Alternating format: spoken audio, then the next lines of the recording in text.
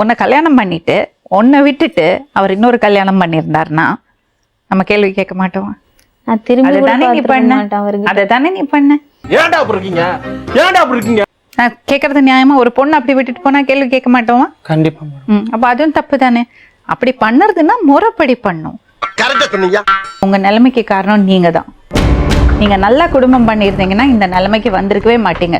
ஒரு பொண்ணை எல்லாரையும் விட்டுட்டு உங்களை நம்பி வெளியே வந்திருந்தான்னா அவளை எப்படி பார்த்துருக்கணும் நீங்க? நீ சொல்றதெல்லாம் வாஸ்தவம் தான்டா.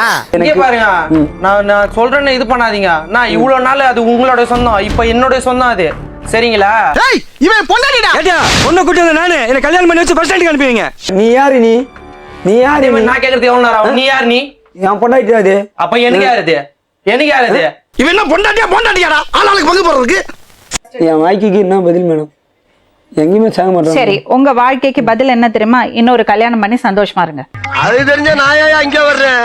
நிஜமாவே நீங்க அவ மேல உங்களுக்கு பாசம் இருந்ததுன்னா, லவ்ங்கிறது உண்மையானதுன்னா, சரிம்மா நீ வாழ்ந்துக்கொண்டு விட்டுடுங்க.